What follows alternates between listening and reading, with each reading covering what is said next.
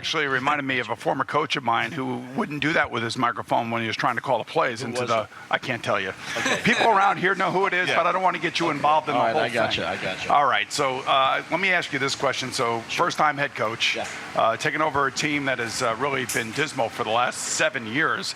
I want to ask you about situational football for a second and see, because every situation is a learning experience, right, for a coach? It is. It is. Okay, so I want to say that you take a 3-point lead, you got 13 seconds left to go, and you got to kick the ball off to Kansas City and Patrick Mahomes. What do you do in that situation? What did you learn about that situation? I can't tell you. You can't tell me? Why not? I just gave it right back to you, what you gave me. No, I'm gonna let that one lie. Obviously a great game. Came down to the end. It was a tough one, and I'm happy to be here. All right, okay, I get all that. That's all the He's happy to be here, folks. There you go. It was amazing. I just want to say, like, most of us in the media couldn't believe that a team could score within 13 seconds. Yeah. The way that Patrick and the Chiefs did that day. And I'm just wondering, like, I watched Josh Allen the last 2 minutes of that game. That kid made so many plays and gave you guys such a performance that I'm wondering, do you see any similarities between Josh and Daniel Jones?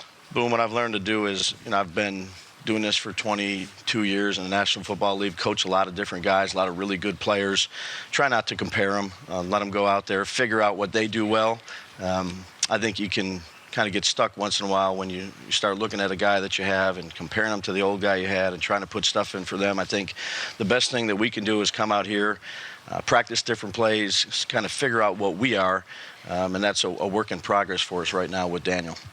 When you were talking to teams about jobs and you're going through resumes of the teams like they're going through yours, and you get to the Giants, did the recent history of them changing coaches very quickly factor into your decision-making process? No, like I said, this has been a dream come true. It's taken a long time to get this opportunity. I interviewed for multiple jobs the last few years, and there's only 32 of them, and when they called and offered me the job, I was, beyond elated and excited to get going. Did you get a congratulatory text from Bill Belichick? Because he was sending congratulatory texts all over the place. Yeah. Yeah. No. You want to answer that? I was just wondering, that's all. I know. But anyway. Any other stuff you don't want to talk about? Boom is on fire this morning. Well, I mean, I follow this stuff, and part of the NFL that makes it so great is the drama that is around the NFL. It's not just the games itself, but all the different things that are happening. And, look, Giant fans, for whatever reason, got tired of Joe Judge. Now, you're friends with Joe. You know Joe. You coach with him at the New England Patriots. Did you talk to Joe at all about, what he left behind?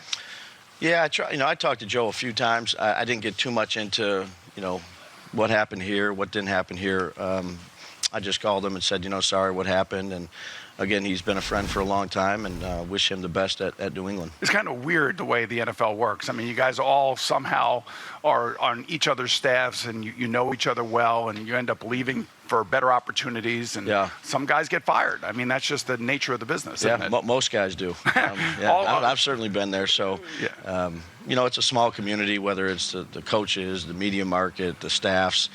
You build a lot of good relationships. The longer you're in it, the more friends you have that have been fired or have been to different places.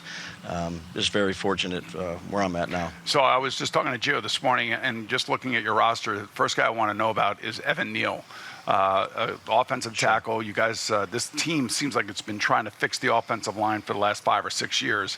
I think lucky that he was there when you picked. And what have you seen from him so far? Consummate pro as a young player, and you know how rookies are at times. This guy's got a great head on his shoulders. He's very quiet in his demeanor, but he goes about his business in such a professional manner. He's had a really good camp. He's long. He moves people at the line of scrimmage. I think he's been trained well, obviously, at the University of Alabama with Coach Saban and his staff. Was excited when he was there, and he's had a really good camp. All right, let's get into Deshaun Watson. No, I'm kidding. He doesn't look at his face. I don't want to talk about that. No, I know. It's a joke. All right. So when you take over a job and you think about all the things that's going to happen to you as a head coach, I'm sure there's something that you didn't think of that when you got out there, it smacked you in the face and was like, wow, all right, I've got to deal with this as well. What are some of those things that you've, in your first camp, have had to deal with? Well, there's a lot of different things. In the morning you get a list, whether it's from your assistant, who my assistant's fantastic, from the media people. There's always something to do, or always something that pops up that requires attention. Have a good staff around you. I'd say that the best piece of advice I got a while ago was, when people come into your office, it's the most important thing to them, and it could be the 500, 600 thing on your list, but you better take time to listen to them, because they wouldn't walk into your office if it wasn't important. If you need to shut your door and do some work, you go ahead and do that, but there's a lot of that I'm getting used to as we get going here. Boomer and Gio talking to Coach Brian Daboll, and early on when you got the job, there were so many reports about how you went around the building, you collectively brought everybody into the meeting room, and you were talking about, a singular purpose and all of that other stuff. Where'd you learn that stuff from? A lot of reading. I'd say, keep my eyes open. I think they did a good job in Buffalo with that, of bringing people together. Look, there's going to be tough times. There's been a lot of tough times here. Obviously, it's well documented in terms of the losses. But I think everybody's job is important. My grandfather was a groundskeeper for 36 years at a local high school. Didn't get a lot of attention, but did his job every day and did it well. And I just appreciate everybody in the building, the work that they're putting in. Every job is important, and I think just treating people the right way is an important thing as a leader. One of the things I love that you did was you played Kadarius Toney's Young Joker's music throughout the practice, which was awesome. Yeah. Because he's a fan favorite of ours. He's a Boomer and Gio favorite. So how's he been doing so far this year? Good. Yeah, he's he missed spring, had a little injury there that we cleaned up. He's been out here. We've been ramping him up. Intelligent player. He's got good ability. He was good at Florida. He's been a good part of the team. Yeah, I mean, he last year just jumped off the screen at times. I mean, I wish he hadn't gotten hurt. Who knows what type of season he would have. But, I mean, he's got that innate ability to do things that just not a lot of players do. Yeah, and I think he's still learning to be a receiver. You know how important it is to be at the right spot at the right time. And he's such a tremendous athlete. Played quarterback down in Mobile, had a bunch of yards. He can throw the ball. He can run it. Used at Florida as kind of an athlete, if you will. So we're trying to develop him the best we can into a consistent receiver, and he's done a good job of working at it. I always talk about some of my own experiences. My last 5 years, I had 5 different coaches, 5 different head coaches, which meant 5 different offenses, 5 different ways of doing things, 5 different ways of discussing things. I'm just wondering from Daniel Jones's perspective, and I know Tyrod's here. Tyrod's familiar with your system. Is your system much different than the system that Daniel was running prior to you arriving here?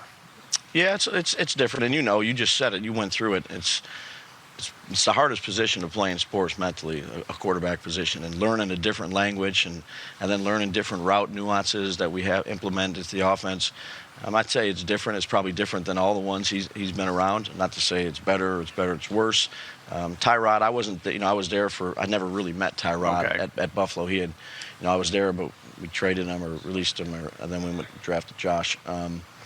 But he's done a good job with picking up things. You know how hard it is, like learning a brand new language, walking every day. And I really take advice from him and let him implement some of the things that he really likes, whether that's from Duke or the first year he's been here, because if you're not comfortable playing that position, it's hard to play. Yeah, and I think John Maris said it before, when he hired you, he said, look, man, we haven't really given this kid a chance. Yeah. And all you want is stability. And the guys in the league that have had stability, like a Josh Allen, and a Patrick Mahomes, they have ascended to the top of the league. Yep. And I think Joe Burrow's got that in Cincinnati. It sounds like that's exactly what Justin Herbert has out there with the Chargers. I'm also thinking about now your defense. One of the biggest problems that this defense has had is rushing the passer. Sure. And all reports out of the early parts of training camp is that Kayvon Thibodeau is the real deal. It was interesting. My buddy Frank Reich, the head coach of the Colts, said the closest thing that Bruce Smith that he has seen is Myles Garrett, the defensive end from Cleveland, of course. Where on that level can we expect to see Kayvon Thibodeau? I think it's early. I think he's done what we've asked him to do. He's obviously has some talent, but I wouldn't put him up there with those guys just yet. He hasn't even played a game yet, but he's got the right mindset. He definitely has ability. He's got good length. He's has a variety of pass rush moves. He's been an issue at times, but until we start playing and he goes in real live football games, we'll figure it out then. Yeah, well, I'm assuming that he's given Thomas and Evan Neal a good run for their money here, though, right? Yeah, I think it's been a good battle. Whether it's with Andrew. Andrew's had a really good camp. Coming back from rehabbing his ankle, and he's had a really, really good camp. And Evan, look, he's big, he's long. Thibodeau's a good rusher. I think that's a good matchup, on both sides. One thing this team has had a problem with has been injuries the last 4 years. I Yeah. mean, they have lost so many good players to injuries. And I know it's a tough question for you to answer. Sure. And you just lost a player this weekend at your Fan Fest practice. Yeah, you got a knee. And that was in the stadium. Yeah. There have been a number of knee injuries in this stadium here. What is going on with the field and the injuries, and have you have any answers, or does anybody have any answers? No, I think, look, our injuries this, I'd say, summer have been down significantly.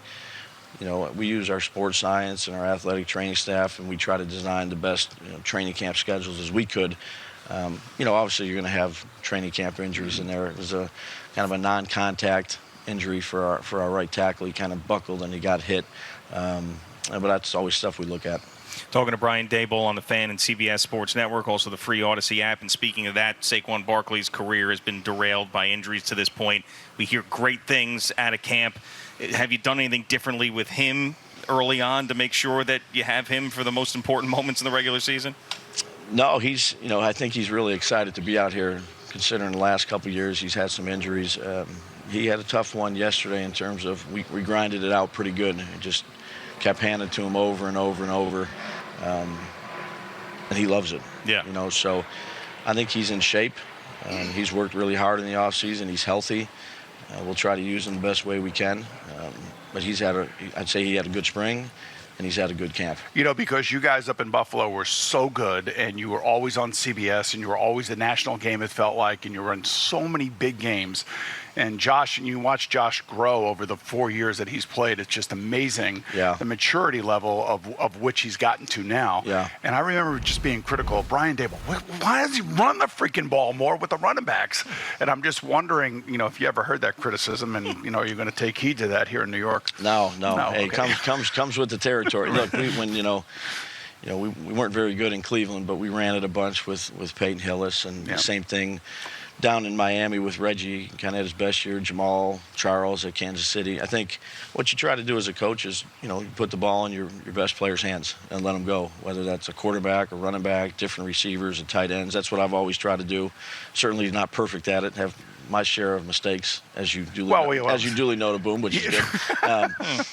But that's okay. That's look. There's always certain things you'd love to have back, but we got a good running back here. Have a lot of confidence in him. He can be a great running back. I mean, I worry about his pass blocking and stuff like that, but that's not really why he's here. So who is going to be calling the offensive plays? You or Mike Kafka, the offensive coordinator? Right now, since camp has started in spring, Mike has called it. He'll call the game at the Patriots in the preseason, and we'll see how it goes. We'll go through the preseason if we got to make adjustments or not. But he's done a really good job. Smart Northwestern quarterback. Learned a lot from I'd say Andy. He's done a good job for us. How long have you known him? Known him. Probably 6 months, really known him. But really? Talked to him throughout, just him starting out as a coach. Or, he was at New England for a quick second when I was there as a practice squad guy. Then he ended up leaving. But really knowing him, I'm getting to meet him as we hired him here in February. I can hear the phone calls already. How come Daboll's not calling the plays? What the hell's going on? Why does he take the play call over? He was a great offensive coordinator. Why did he hand the play call? You know what? I said the first preseason game. But here's the thing. Like, I always think, like, offensive and defensive coordinators are usually hired because of their success on their side of the ball. Sure. But now you become a head coach to everybody. Yeah. You got to understand exactly what's going on. And look, you got Wink Martindale as your defense coordinator. Yeah. Tends to be overly aggressive. I mean, you gotta, as a head coach, have to realize exactly what he's doing and why he's doing what he's doing, right? Sure. Yeah, what I try to do, Boom, every summer is reach out to whoever it is, whatever I'm doing. So if I'm an offensive coordinator, reach out to 4 or 5 coordinators or play callers, if you will, that have done really well in their career, whether they won a Super Bowl, had really successful offenses. Just ask questions, try to self-improve. And this summer I reached out to a number of really good coaches. a lot of Hall of Fame coaches, asked them, how they started, a bunch of questions, how they handled different things. Took a lot of good information, and I think the most important is how I feel comfortable with it. But certainly took a lot from those guys. How do you deal with an impatient place, impatient fans? I'm sure John Mara's a little impatient right now with some of the losing seasons, but you know that you have a team that you got a little ways to go. You got some work to do on the roster. I mean, taking this job over and needing to win right away, but maybe not being there, I mean, that's got to be a little bit of a challenge, right? Yeah, you just try to focus on today, and do the best job you can today and be prepared. And count on good people around you. It's a team effort, just much like it is out on the field, within the organization, the staff, the coaching staff. I certainly don't have all the answers. I know that. I'm learning as I go. I'm giving everything I got. I'm getting input. We're working hard together. I don't think you can get too far ahead or really worry about the past. I've been on some really good teams, and I've been on some teams that weren't as good. So I'd say even those 4 or 5 years I had as a coordinator where, we weren't real successful, you learn how to deal with the criticism. When I was 32 or 33 when I was doing it, I didn't deal with it too well. Boomers, talking a bunch of junk to me. I'm like, I'm gonna reach out to this boomer here and give him a piece. But I understand everybody has a job to do. I know what my job is. I know what it means to people.